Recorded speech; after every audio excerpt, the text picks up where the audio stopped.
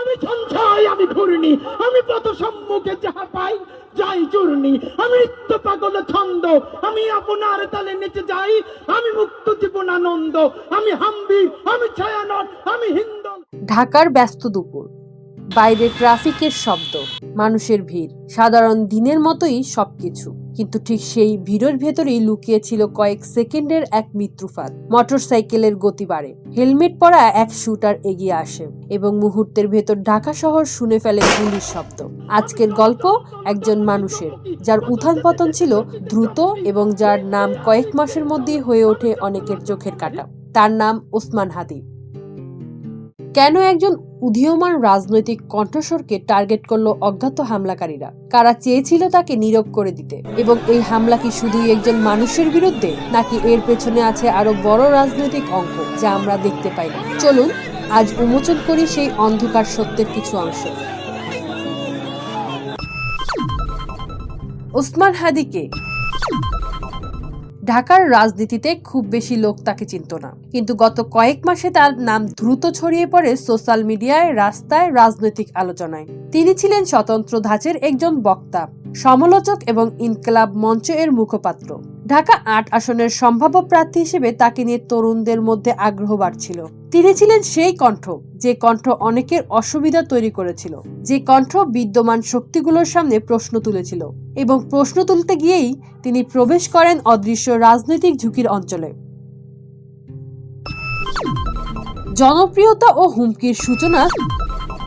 Social মিডিয়ায় তার live video viral হয়। ভাষা ছিল ধারালো, সমালোচনা ছিল সরাসরি। যে শহরের রাজনীতি অনেক সময় নীরব থাকে, সেখানে একজন নতুন মুখ যখন হঠাৎ সত্য কথা বলতে শুরু করে, তখন তা খুব কম লোকই সহ্য করে। তার সমর্থকরা বলছিল, এই মানুষটা আলাদা, এই মানুষটা ভয় পায় না। কিন্তু ক্ষমতার খেলায় ঠিক এই ধরনের মানুষেরই প্রথম টার্গেট হয়। ইনকিলাব মঞ্চ ও রাজনৈতিক উত্তেজনা।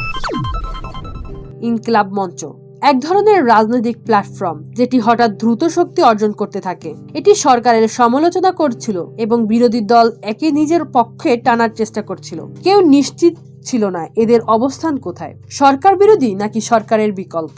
একটি প্রভাবশালী প্ল্যাটফর্ম যখন ক্ষমতার ভারসাম্য নড়বড়ে করে, তখন পিছনের পর্দায় অনেকেই অস্বস্তি অনুভব করে, এবং সেই অস্বস্তির কেন্দ্রবিন্দুতে ছিলেন ওসমান হাদি। রাজনৈতিক প্রতিদ্বন্দ্বীদের দৃষ্টি। ঢাকা ৮ একটি গুরুত্বপূর্ণ রাজনৈতিক আসন। এখানে ক্ষমতার লড়াই বরাবরই তীব্র। অনেক বড় নাম, অনেক বড় টাকা, অনেক পুরানো প্রভাব সব জমে আছে এই এক আসনে।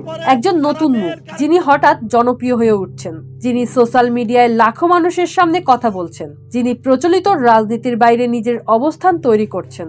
অবশ্যই তিনি হয়ে ওঠেন রাজনৈতিক প্রতিপক্ষের জন্য সম্ভাব্য হুমকি।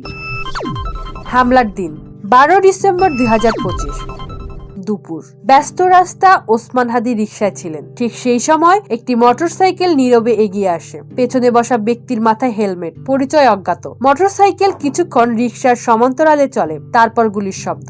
মানুষ দৌড়াচ্ছে, রিকশাওয়ালা চিৎকার করছে, হাদি গড়িয়ে পড়ছেন। সব মিলিয়ে ঘটনাটি মাত্র 5 সেকেন্ড। প্রফেশনাল, পরিকল্পিত, একটি টার্গেট কিলিং অ্যাটেম্প্ট। এর সঙ্গে মিলে যায় প্রতিটি ধাপ। ওসমান হাদিকে দ্রুত ঢাকা মেডিকেল নেওয়া হয়। সেখানে তাকে লাইফ সাপোর্টে রাখা হয়। অবস্থা সংকটজনক। যিনি রাজনীতি করেন, যিনি লড়াই করেন, যিনি বিপ্লবী, যিনি সংগ্রামী, তার মৃত্যুটা হবে একটা সংগ্রামের মধ্য দিয়ে, একটা রাজপথে, একটা গ্লোরির মৃত্যু। আমি তো ভীষণভাবে প্রত্যাশা করি, আমি ছোটবেলা থেকে এই স্বপ্নটা দেখি, অনেক জায়গায় বলেছি, যে একটা তুমুল মিছিল হচ্ছে অন্যায়ের বিরুদ্ধে।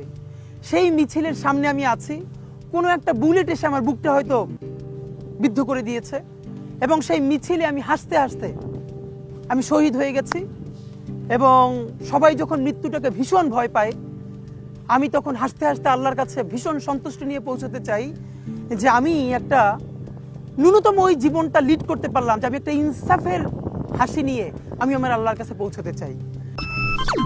কারা এর পেছনে? সম্ভাব্য তত্ত্ব। এখন প্রশ্ন, কারা চেয়েছিল তাকে সরিয়ে দিতে? কিন্তু রাজনৈতিক বিশ্লেষক বলছেন এটি ইলেকশন পলিটিক্স, একটি উদীয়মান প্রতিদ্বন্দ্বীকে আগেই সরিয়ে ফেলার চেষ্টা। অন্য একটি তত্ত্ব বলছে এটি ছিল স্বার্থ ব্যবসায়ীদের কাজ। ঢাকা ৮ এলাকায় জমি, ব্যবসা ও রাজনৈতিক ক্ষমতাকে কেন্দ্র করে বড় লড়াই রয়েছে বহুদিন। আরো একটি শোনা যাচ্ছে, হাদি যেসব বক্তব্য দিচ্ছিলেন সেগুলোকে কেউ কেউ রাষ্ট্রের জন্য অস্বস্তিকর মনে করছিল। এবং সবশেষে আছে সবচেয়ে অন্ধকার ব্যাখ্যাটি, হয়তো এটি ছিল একটি বার্তা, যারা বেশি কথা বলে তারা বাঁচে না। জনমত প্রতিক্রিয়া ও অস্থিরতা। হামলার পরপর সোশ্যাল মিডিয়া উত্তাল। মানুষ প্রশ্ন করছে, একজন প্রার্থী, একজন নাগরিকও কি নিরাপদ না? ঢাকা শহরের মাঝে এমন হামলা কিভাবে সম্ভব? এটা কি শুধু শুরু? বিভিন্ন রাজনৈতিক দল নিন্দা জানায়। কেউ দাবি করে এটি সরকারের ব্যর্থতা, আবার কেউ বলে এটি রাজনৈতিক ষড়যন্ত্র। কিন্তু সত্যটি হলো, একজন মানুষকে গুলি করা হয়েছে শুধু তার কথা বলার কারণে। এটাই ভয়ঙ্কর। বড় ছবি, এটি কি কেবল একজন মানুষ নাকি আরো কিছু? এই হামলা দুটো জিনিস স্পষ্ট করে, অদৃশ্য শক্তির ক্ষমতা কত গভীর এবং রাজনৈতিক মঞ্চে নতুন মুখরা কত বড় ঝুঁকিতে থাকে। লক্ষ্য ছিল বার্তা দেওয়া, যেই এগিয়ে আসবে সেই টার্গেট। এই ঘটনার ভেতর দিয়ে আমরা দেখেছি বাংলাদেশের রাজনীতির এক অন্ধকার সত্য।